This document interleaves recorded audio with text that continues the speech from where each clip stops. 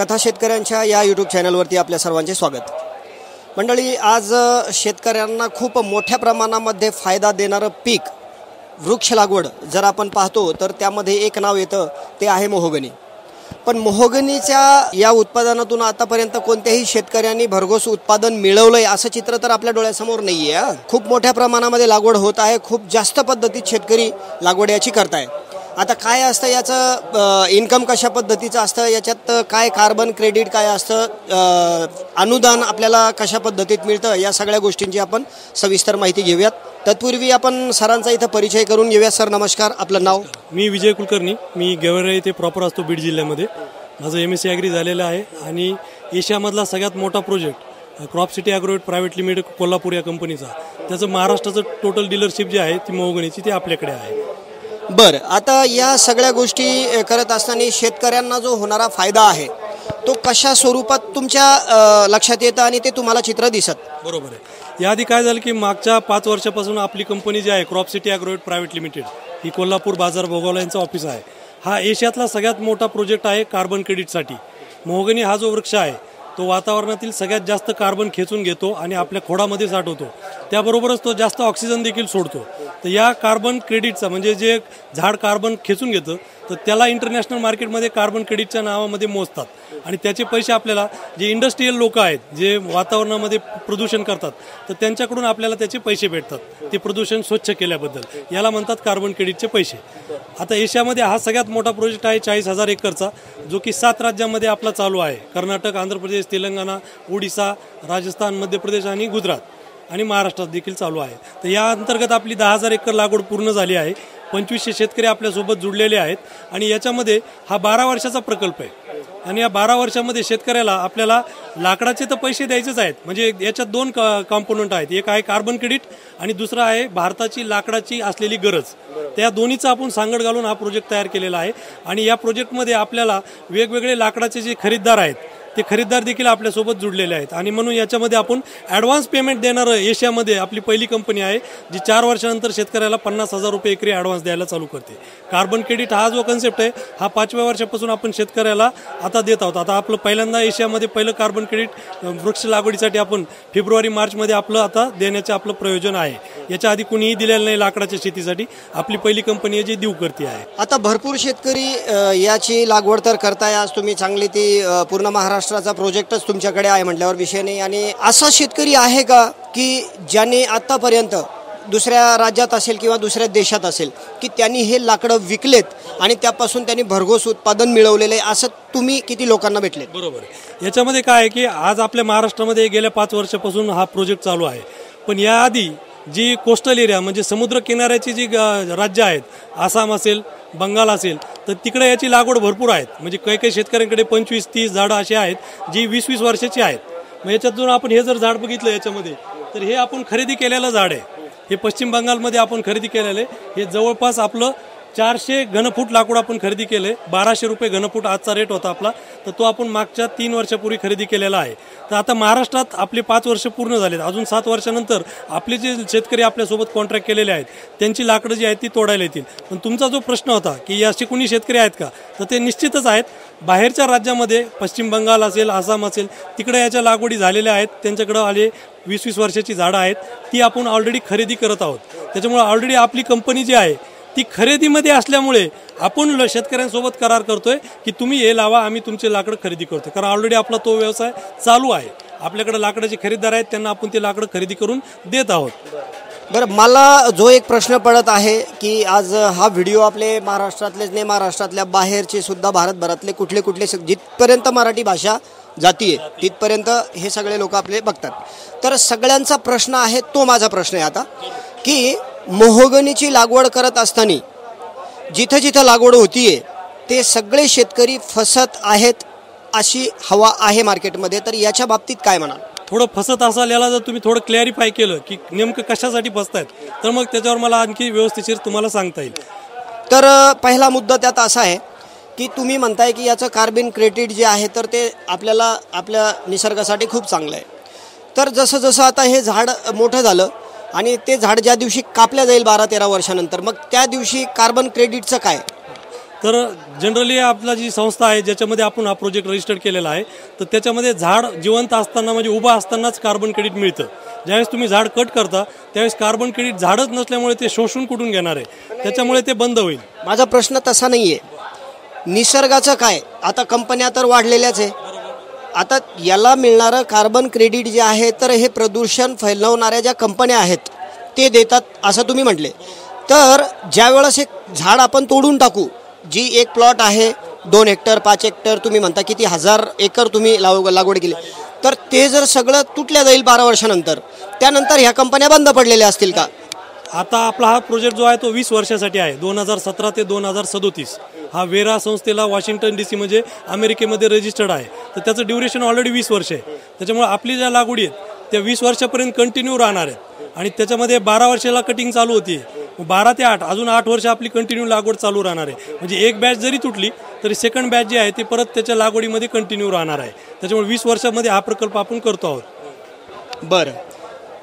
तर शेतकरी बांधवांसाठी माझा हा प्रश्न होता की मोहगनीच्या लागवडीमधून आज भरपूर शेतकरी फसणार आहेत, खूप मोठ्या गड्ड्यात जाणार आहेत. तसा फक्त शेतकरीच उरलेला आहे की जो तो येतो आणि फसवून शेतकऱ्याला चालला जातो. तर ह्या मोहगनीच्या बाबतीत बी असं आपल्या शेतकऱ्यांसोबत होऊ नये याच्यासाठी मी तुम्हाला असं बोलू. ज्या शेतकरी बांधवांना आपल्या शेतीमध्ये आत्ता इथून पुढं मोहगनीची लागवड करायची, तर याच्यासाठी कोणता काळ म्हणजे जे वातावरण असतं ते कोणतं एक सीमित आहे? याला जनरली आता बऱ्याच जणांकडे पाण्याचे प्रॉब्लेम असतात, म्हणून आपण याला जूनपासून ते डिसेंबरपर्यंत लागवडीचं आपण नियोजन देत असतो. पण ज्यांच्याकडे सिंचन व्यवस्था आहे ते फेब्रुवारीपर्यंत लागवड करू शकतात ड्रिपच्या पाण्यावर, कारण फेब्रुवारीनंतर मग उन्हाळा जास्त वाढतो, तर त्याच्यामध्ये याचे शेंडे जळण्याचं प्रमाण वाढतं आणि झाड थोडं वाढीला कमी राहतं. म्हणून जानेवारी फेब्रुवारी थंडीचा पिरियड आहे तोपर्यंत तुम्ही याला लावू शकता, जेणेकरून ड्रिपवर हे सेट होईल आणि मग पाऊस पडला जून जुलैमध्ये की हे झाड जास्त फास्ट वाढेल. शेतीमध्ये ज्यावेळेस शेतकरी याची लागवड करतो तर याचं अंतर काय असलं पाहिजे, शेतीची मशागत काय असली पाहिजे? बरोबर आहे. याचं अंतर जे आहे ते 10 फूट लाईनमधलं अंतर आहे आणि 9 फूट रोपांमधलं अंतर आहे. 10 बाय 9 वर याचे 484 झाडं एका एकरमध्ये बसतात. तर आपण जनरली त्यांना 500 झाडं देतो. ते 500 झाडामध्ये काही मर झाली तर त्यांना 50 झाडं जे आहेत 50 झाडं 10% मर ती आपण त्यांना फ्री ऑफ कॉस्ट तिथे पोच करत असतो. तर त्या अनुषंगाने त्यांची 500 झाडं जी आहेत ती मेंटेन राहतात. मग ही 500 झाडं पुढे चालून हळूहळू वाढतात. वाढत असताना याला बगल फांद्या फुटतात, ते आपण कट करत जातो. आपल्याला याचं खोड तयार करायचं असल्यामुळे आपण याचं खोड जे आहे ते बिगर फांदी राईट 25 फुटापर्यंत सरळ ठेवतो, जे की आपल्याला घनफुटामध्ये पुढे मोजायचं आहे. आणि मग 12व्या वर्षी ज्यावेळेस हे खोड तयार होईल त्यावेळेस आपले लाकडाचे जे खरेदीदार आपल्यासोबत टाईप केलेले आहेत तर ते येऊन त्या मार्केटमध्ये त्या प्रत्येक झाडाचं व्हॅल्युएशन करतील आणि त्या व्हॅल्युएशननुसार आजचा मार्केट रेट काय असेल 12 वर्षानंतर तो सांगून शेतकऱ्यासोबत परत सेल ॲग्रीमेंट होईल आणि मग त्याचे लाकूड जे आहे ते विक्री केल्या जाईल. बरं, आता लागवड जेव्हा शेतकरी बांधव आपल्या शेतीमध्ये या मोहगनी झाडाची लागवड तो करणार आहे, तर सुरुवातीला याला सरकारचं काही अनुदान आहे का किंवा कोणत्या गोष्टी आहे की शेतकऱ्याला खिशातून एकही रुपया न टाकता त्याला त्याच्या शेतामध्ये याची लागवड करता आली पाहिजे, असं काय नियोजन आहे? बिलकुल, निश्चितच. आज मराठवाड्यातला प्रत्येक शेतकरी वातावरणातील बदलामुळे आज त्याचं उत्पादन घटलेलं आहे आणि याच्यासाठी शेतकऱ्याला प्रोत्साहन देण्याकरिता मनरेगाच्या अंतर्गत म्हणजे रोजगार हमीच्या अंतर्गत आपल्याला शेतकऱ्याला एकरी 3 लाख रुपयापर्यंत याला अनुदान आहे. 500 झाडं लावण्यासाठी एका एकरमध्ये 3 लाख रुपयाचं अनुदान आहे, जे की त्याला 3 वर्षामध्ये विभागून मिळणार आहे. पण हे रोजगार हमीच्या अंतर्गत आहे, हे शेतकऱ्यांनी लक्षात घ्यावं. जे लेबर त्यांच्या शेतावर काम करणारे त्या लेबरला हा पैसा जाणार आहे. तर त्यामार्फत आज बरेचसे शेतकरी जे आहेत ते लागवड करत आहेत आणि त्यांना ते पैसे जे आहेत ते आज त्यांच्या मार्फत असो किंवा रोजगार हमीच्या त्या लेबरच्या नावावर असो ते त्यांना जात आहेत. त्यामुळे लागवड खर्च त्यांचा मनरेगाच्या सबसिडीतूनच कव्हर होत आहे. मग आता ही झाली लागवडीची पद्धत. मग आता डायरेक्ट तुमच्याकडे जर एखादा शेतकरी येतो आणि त्याला जर हे झाडं लागत आहे तर तुमची काय पद्धत आहे एकरी? याच्यामध्ये आपल्याला आपलं जे ॲग्रीमेंट कॉस्ट आहे ती 52,500 रुपये एका एकरसाठी लागते आपल्याला. त्याच्यामध्ये आपण 500 झाडं शेतकऱ्याला पोच करतो आणि त्याच्यात जर मर झाली असेल तर 10% मर आपण त्याला फ्री ऑफ कॉस्ट देतो. तर त्याच्यामध्ये आपल्याला मेन काय असतं की रोपाची कॉस्ट आपण त्याच्यात घेत नाही. आपल्याला त्याला सर्व्हिस द्यायची आहे 12 वर्ष. त्या सर्व्हिसमध्ये आपण त्याला ड्रोन मॅपिंग जे आहे दरवर्षी त्याच्या शेतामध्ये जाऊन ड्रोन मॅपिंग करावं लागतं. झाड किती फूट उंच वाढले आणि त्याची रुंदी किती वाढलेली आहे हे आपल्याला त्याला मोजावं लागतं. त्या ड्रोन मॅपिंगची जी कॉस्टिंग आहे ती आपण ॲक्च्युली घेत असतो आणि त्याच्यामध्ये रोपं जी आहे ती आपण त्याला फ्री ऑफ कॉस्ट तिथे पोच करतो 500 रोपं. त्यानंतर रोपाचं जे पूर्ण व्हॅल्युएशन होतं म्हणजे साधारणतः आजच्या रेटनुसार 1 कोटी रुपये जर त्याचं व्हॅल्युएशन होत असेल तर कंपनी 12 वर्ष त्यांना सर्व्हिस देण्यासाठी त्यातून 15% सर्व्हिस चार्ज घेते. म्हणजे 15 लाख रुपये 1 कोटीमधून कंपनी सर्व्हिस चार्ज घेते. त्याच्यामध्ये ती 5 कामं वेगवेगळी करून देते. 4थ्या वर्षापासून शेतकऱ्याला ॲडव्हान्स आणून देणे एकरी 50,000 रुपये. 5व्या वर्षापासून कार्बन क्रेडिट त्याला एकरी 50,000च्या जवळपास जी अमाऊंट जाईल ॲक्च्युअल ती त्याला देणे. त्यानंतर कटिंगची परमिशन झाड महाराष्ट्र शासनाची असेल सेंट्रल गव्हर्नमेंटची असेल. कटिंगचा खर्च म्हणजे झाड जे कापायचं 1 एकरचे 500 झाडं त्याचा पूर्ण खर्च आम्ही उचलतो. झाडाची वाहतूक शेतकऱ्याच्या दारापासून ते ज्या व्यापाऱ्यांनी त्यांना ॲडव्हान्स दिलेला आहे त्यांच्यापर्यंत पोहोचवण्याचं कामाचा खर्च देखील आम्हीच करतो. आणि त्याला जे पैसे मिळणार आहेत ते सगळे पैसे कार्बन क्रेडिटचे असतील ते आणून देण्याचं काम देखील आम्ही या 15% करत असतो. आता ही खूप मोठ्या पद्धतीत म्हणजे खूप मोठ्या प्रमाणामध्ये आपल्या महाराष्ट्रामध्ये याची लागवड होत आहे. तर याचा जो होणारा फायदा आहे तो किती वर्षानंतर आपल्या शेतकऱ्यांना होणार आहे आणि कशा रूपात होणार आहे की एक जास्तीत जास्त किती मिळू शकतो आणि कमीत कमी कसा? याच्यामध्ये जरी हे 12 वर्षाचं मोठं लॉंग टर्म पीक असेल तरी याला पैसे जे आहेत ते 4थ्या वर्षापासूनच आपण चालू करतोय. का तर 4 वर्षानंतर या झाडाची सावली पडते. 4 वर्षापर्यंत शेतकरी याच्यामध्ये आंतरपीक घेऊ शकतो म्हणून त्याचा उदरनिर्वाह चालू राहतो. पण 5व्या वर्षापासून याला सावली पडल्यामुळे आतले पिकं बंद होतात. सावलीमध्ये पिकं जास्त उत्पादन देत नाहीत. म्हणून आमच्या कंपनीकडे जे बायर्स टाईप केलेले त्यांच्या थ्रू आम्ही यांना ॲडव्हान्स देतो शेतकऱ्यांना. म्हणून 4थ्या वर्षापासूनच यांचं 50,000 रुपये एकरी उत्पादन चालू होतं. म्हणजे जरी आतलं बंद असलं तरी आमच्या मार्फत ते चालू राहतं. 5व्या वर्षी कार्बन क्रेडिटचे आणखी 50,000 त्याच्यात ॲड होतात. असं 1 लाख रुपये मिळतात. 6व्या वर्षापासून त्याला फळं लागतात. ती फळंसुद्धा आम्ही विकत घेतो. त्याचे परत पैसे वाढतात. म्हणजे 4थ्या वर्षापासून शेतकऱ्याचं ॲक्च्युअल उत्पन्न चालू आहे. आणि 12व्या वर्षी ज्यावेळेस झाड कट होईल तर त्या ॲग्रीमेंट जो आपण करतो तर त्याच्यामध्ये 500 रुपये प्रति घनफूट हा शेतकऱ्याला हमी भाव देऊन ठेवलेला आहे. जसं उसाला आपल्याला भाव आहे हमी भाव तसंच आपण लाकडाला सुद्धा हमी भाव 500 रुपये प्रति घनफूट देऊन ठेवला आहे. पण आजचा जर रेट तुम्ही पाहिला तर तो 1200 रुपये घनफूट आहे. आणि एक झाड कमीत कमी 15 घनफूट मार्केट जे आहे 12 वर्षात तयार होतं. जास्तीत जास्त 20 घनफुटापर्यंत चांगली मॅनेजमेंट असेल, खत पाणी चांगलं दिलं असेल, लक्ष व्यवस्थित दिलं असेल तर 20 घनफूट तयार होतं. मग 500 रुपयानं जर आपण 20 घनफुटाचे लाकडाचे पैसे पाहिले तर 10,000 रुपये एका लाकडाचे कमीत कमी तयार होतात एका झाडाचे. 500 झाडाचे आपल्याला 50 लाख रुपये कमीत कमी याच्यातून मिळणार आहेत. यातून कंपनीचा 15 लाख रुपये म्हणजे 15% जे आहे 7.5 लाख रुपये ते निघून गेले तर 42 लाख रुपये त्याला कमीत कमी 12 वर्षामध्ये एका एकरमधून मिळणार आहेत. आजचा मार्केट रेट 1200 रुपये जर पकडला आपण आणि 20 घनफूट लाकूड जर आपण एका झाडाचं पकडलं तर 24,000 रुपयाला एक झाड जास्तीत जास्त झालं आहे आजच्या रेटला. 500 झाडाचे 1,20,00,000 रुपये होत आहेत. कंपनीचं 15% सर्व्हिस चार्ज जाऊन शेतकऱ्याला 1 कोटी रुपये निव्वळ नफा ह्या मोगणीच्या शेतातून जात आहे.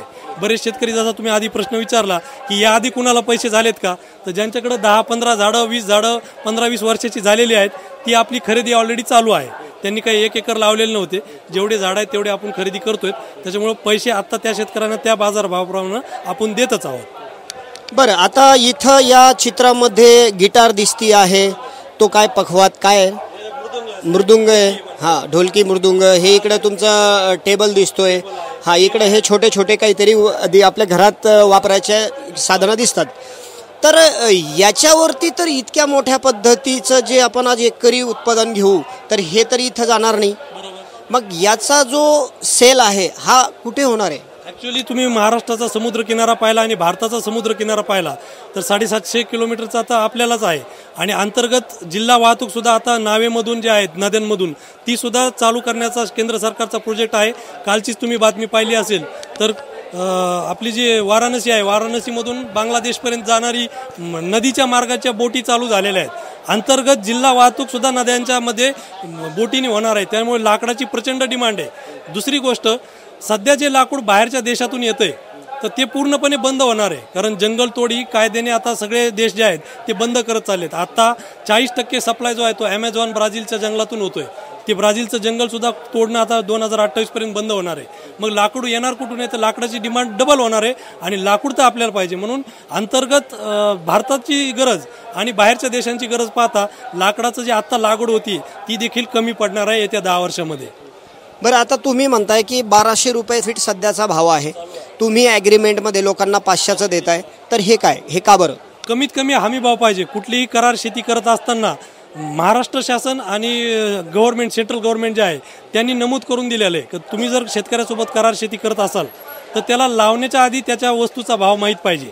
जेणेकरून त्या भावाने तुम्ही कमीत कमी ती खरेदी केली पाहिजे. आणि मग मार्केटला जो रेट असेल, तर आता इथे शेतकऱ्याचा फायदा आहे कारण इथे मार्केट रेट जास्त आहे, म्हणून आपण कमीत कमी हमी भाव देऊन ठेवलेला आहे, जेणेकरून त्याचं जे उत्पन्न आहे ते त्याला शाश्वत तितकं मिळणार आहे. जास्तीत जास्त मार्केट रेटनुसार त्याचं उत्पन्न जवळपास 2.5 पट वाढणार आहे. तर आपण जो मार्केट रेट राहणार आहे 12 वर्षानंतर त्याच मार्केट रेटनी खरेदी करणार आहोत. हमी भाव हा शेतकऱ्यासाठी फार महत्त्वाचा आहे, जेणेकरून त्याचं नुकसान या करार शेतीमध्ये टाळण्याचा आपण 100% प्रयत्न करतो.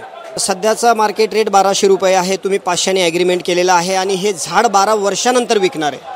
तर 12 वर्षानंतर ज्यावेळेस तुम्ही म्हणाल की आम्ही तुमच्यासोबत ॲग्रीमेंटच 500 रुपयाचं केलेलं आहे, तर त्यावेळेस शेतकऱ्यांनी काय करावं? नाही, याच्यामध्ये क्लिअर कट आपण लिहून दिलेला आहे की 500 रुपये जरी हमी भाव दिलेला असेल तरी 12 वर्षानंतर जो मार्केटचा रेट चालू आहे त्याच मार्केटच्या बाजारभावानुसार याची खरेदी होणार आहे, असं ॲग्रीमेंटमध्ये स्पष्ट लिहून दिलेलं आहे. त्याच्यामुळे चिंता करायची गरज नाही. जो मार्केट रेट आहे त्या मार्केट रेटनी आपण ती खरेदी करणार आहोत. प्लस त्याच्यामध्ये अजून एक क्लॉज दिलेला आहे की जर तुम्हाला मार्केटमध्ये लाकूड स्वतःला विकायचं असेल तरी तुम्ही ते लाकूड मार्केटला विकू शकता.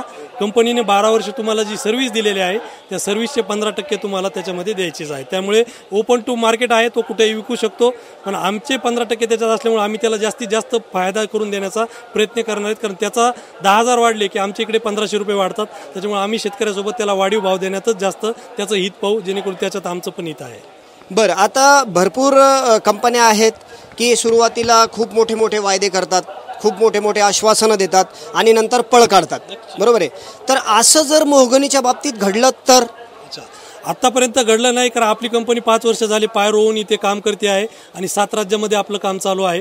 त्याच्यामुळे 7 राज्यामध्ये आपले जवळपास 10,000 एकर लागवड झाली, 2500 शेतकरी आपल्यासोबत जुडलेले आहेत. हा जो करार आहे हा करार आपण महाराष्ट्र शासनाचं कृषी विभाग जे आहे त्या कृषी विभागाच्या डिपार्टमेंटला आपण यांना रजिस्टर्ड करून देणार आहोत, जेणेकरून सायनिंग म्हणजे अपिलिंग अथॉरिटी आहे ती तिथेच त्यांना जिल्ह्यामध्ये त्यांच्या तालुका कृषी अधिकारी कार्यालयामध्ये याला अपील करता येईल. पण आजपर्यंत आपण झालं नाहीत, कारण हा कमर्शियल प्रोजेक्ट आहे, त्याच्यामुळे आपल्याला कमर्शियलीच पुढे जायचं आहे. त्याच्यामुळे शेतकऱ्यांची फसवणूक crop City Agrovet private limited आणि चतुर्वेदा प्लांटेक प्रायव्हेट लिमिटेड हे जे जॉईंट व्हेंचर आहे यांच्यामार्फत होणार नाही, याची मी तुम्हाला खात्री देतो. नाही, पण आतापर्यंत आपल्याला शेतकऱ्याला काही द्यावंच लागत नाहीये, आपल्याला शेतकऱ्याकडूनच पैसा येतोय, तोपर्यंत कंपनीचं ठीक आहे.